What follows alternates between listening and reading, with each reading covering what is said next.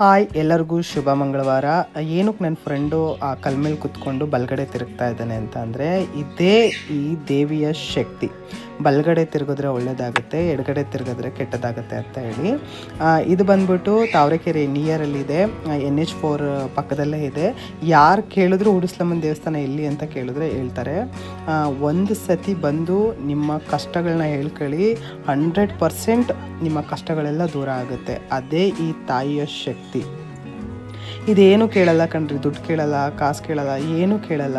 ನಿಮ್ಮ ಭಕ್ತಿಯಿಂದ ನಿಮ್ಮ ಮನಸ್ಫೂರ್ತಿ ಬೇಡ್ಕೊಂಡು ಹರಕೆ ಕಟ್ಟೋದು ಹೇಗೆ ಅಂತ ಅಂದರೆ, ಒಂದು ಹಸಿರು ಬಟ್ಟೆಗೆ ಒಂದು ಲೋಟ ಅಕ್ಕಿ, ಬೆಲ್ಲ, ಒಂದು ಕಾಯಿ, ಎಲೆ, ಅಡಿಕೆ, ₹1 ಕಾಯಿನು, ಇಷ್ಟು ಕಟ್ಟಬೇಕಾದ್ರೆ ನಿಮ್ಮ ಮನಸ್ಸಲ್ಲಿ ಏನು ಆಗಬೇಕು ಅಂತ ಅಂದ್ಕೊಂಡಿದ್ರೆ ಅದನ್ನು ಮನಸ್ಸಲ್ಲಿ ಅಂದ್ಕೊಂಡು ನೀವು ಹರಕೆ ಕಟ್ಬಿಟ್ಟು ದೇವ್ರ ಹತ್ರ ಬಂದುಬಿಟ್ಟು 3 ಸತಿ ನಿವುಳಿಸಿ ಮತ್ತು 3 ಸತಿ ಪ್ರದಕ್ಷಿಣೆ ಮಾಡಿ ಆ ಕಂಬಕ್ಕೆ ಹೋಗಿ ಕಟ್ಟಬೇಕು. ನೀವು ನಂತರ ನೀವು ನಿಮ್ಮ ಪೂಜೆನ ಸಲ್ಲಿಸಿ. ಇಷ್ಟು ಮಾಡಿ ನಿಮ್ಮ ಒಂದು ಏನು ಕಷ್ಟ ಇದೆ ಆದಷ್ಟು ಬೇಗ ಪರಿಹಾರ ಆಗುತ್ತೆ. ಒಂದು ವಾರದಲ್ಲೆಲ್ಲ ಡೆಫಿನೆಟ್ಲಿ ಪರಿಹಾರ ಆಗುತ್ತೆ. ಯಾಕೆಂದರೆ ನಾನು ಯಾವಾಗಲೂ ಈ ದೇವಸ್ಥಾನಕ್ಕೆ ಹೋಗ್ತಾನೇ ಇರ್ತೀನಿ. ನಾನು ಯಾವಾಗ್ಲೂ ಈ ದೇವಸ್ಥಾನ ನಾನು ಚಿಕ್ಕ ಹುಡುಗನಿಂದನೂ ಹೋಗ್ತಾ ಇದ್ದೀನಿ. ಅಲ್ಲೊಬ್ಬರು ಅಜ್ಜಿ ಇದ್ದಾರೆ, ಅವ್ರು ನನ್ನ ನೋಡಿದ್ದಾರೆ. ನಾನು ಹೋದರೆ ಆ ಅಂಗಡಿ ಹತ್ರನೇ ಹೋಗಿ ನಾನು ಹೂವು ಮತ್ತು ಆ ದೇವಿಗೆ ಏನೇನು ಬೇಕು ಪ್ರತಿಯೊಂದು ಅಲ್ಲಿ ಸಿಗುತ್ತೆ. ನೀವು ಕೂಡ ಅಲ್ಲೇ ಹೋಗಿ ತಗೊಳ್ಳಿ.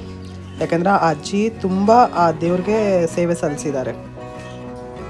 ನೀವೆಲ್ಲ ಇವಾಗ ಏನು ಫುಲ್ ಎಲ್ಲ ಗಲೀಜೆಲ್ಲ ಮಾಡಿ ದೇವ್ರ ಮುಂದೆ ನೈವೇದ್ಯ ಎಲ್ಲ ಮಾಡಿ ಹೊರಟೋಗಿರ್ತೀರ, ಅದನ್ನೆಲ್ಲ ಅವರೇ ಸಂಜೆ ಆದಮೇಲೆ ಎತ್ತಾಕಿ ಕ್ಲೀನ್ ಮಾಡಿ ತುಂಬ ನೀಟಾಗಿಡ್ತಾರೆ. ಮತ್ತು ದೇವ್ರ ಮುಂದೆ ರಂಗೋಲಿ ಬಿಟ್ಟು ತುಂಬ ನೀಟಾಗಿ ನೋಡ್ಕೊಳ್ತಾರೆ. ದೇವ್ರನ್ನೆಲ್ಲ ಚೆನ್ನಾಗಿ ಸ್ನಾನ ಗಿನ ಎಲ್ಲ ಮಾಡಿಸಿ ದೇವ್ರಿಗೆಲ್ಲ ಅರ್ಶಿನ ಕುಂಕುಮ ಇಟ್ಟು ಮತ್ತೆ ಅವ್ರು ಪೂಜೆ ಮಾಡ್ತಾರೆ. ಲಾಸ್ಟಲ್ಲಿ ಅವರು ಅಂಗಡಿ ಓಪನ್ ಮಾಡಬೇಕು ಅಂತಂದರೆ ಫಸ್ಟು ಅವರು ಏನೇನು ದೇವ್ರಿಗೆ ಹಾಕಬೇಕು ಅವ್ರ ಅಂಗಡಿಯಿಂದ ತಂದು ಹಾಕಿ ಪೂಜೆ ಮಾಡಿಕೊಂಡು ಆಮೇಲೆ ಅವರು ವ್ಯಾಪಾರ ಸ್ಟಾರ್ಟ್ ಮಾಡೋದು.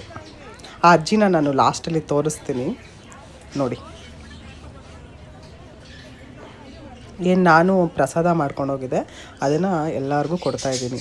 ನೀವು ಅಷ್ಟೇ ಮೊಸರನ್ನ ಎಡೆ ಹಾಕ್ಬೋದು. ಆಮೇಲೆ ಏನಾದರೂ ನಿಮ್ಮ ಅವಲಕ್ಕಿ ಅದು ಇದು ಏನಾದರೂ ತಿನ್ನೋದಿದ್ರೆ ಒಂದು 4 ಜನಕ್ಕೆ ಕೊಟ್ಟರೆ ತುಂಬ ಒಳ್ಳೆಯದಾಗುತ್ತೆ. ಮತ್ತು ಸ್ವಲ್ಪ ನಮಗೆ ಸ್ವಲ್ಪ ಸಮಾಧಾನ ಆಗುತ್ತೆ, ನಮ್ಮ ಮನಸ್ಸು ಕೂಡ ಸಮಾಧಾನವಾಗಿರುತ್ತೆ. ನೋಡಿ ಆ ಅಜ್ಜಿನ ತೋರಿಸ್ತೀನಿ ಇವಾಗ. ನಾನು ಈ ದೇವಸ್ಥಾನಕ್ಕೆ ನೀವು ನೋಡಿದ ಮಟ್ಟಿಗೆ ನಾನು ಎಷ್ಟು ವರ್ಷದಿಂದ ಈ ದೇವಸ್ಥಾನಕ್ಕೆ ಬರ್ತಾ ಇದ್ದೀನಿ? 5ನೇ ಕ್ಲಾಸಿಂದಲೂ ಬರ್ತಾ ಇದ್ದೀನಿ. ಹೌದು ನೋಡಿ ಫ್ರೆಂಡ್ಸ್, ಇಲ್ಲಿ ಇವರೊಬ್ಬರದೇ ಅಂಗಡಿ ಇದ್ದಿದ್ದು. ಆ ತಾಯಿಗೆ ಇವರೊಬ್ಬರೇ ಸೇವೆ ಸಲ್ಲಿಸ್ತಾ ಇದ್ದಿದ್ದು. ಆ ರಂಗೋಲೆ ಬಿಡೋದು, ಆಮೇಲೆ ದೇವ್ರನ್ನ ಕ್ಲೀನ್ ಮಾಡೋದು ಎಲ್ಲ ಇವರೇ ಮಾಡ್ತಾ ಇದ್ದಿದ್ದು. ಎಲ್ಲ ಥರದ ಐಟಮ್ಸ್ಗಳು ಇಲ್ಲಿ ಸಿಗುತ್ತೆ. ಯಾರಾದರೂ ಬಂದರೆ ದಯವಿಟ್ಟು ಎಲ್ಲ ಇಲ್ಲೇ ತಗೊಳ್ಳಿ.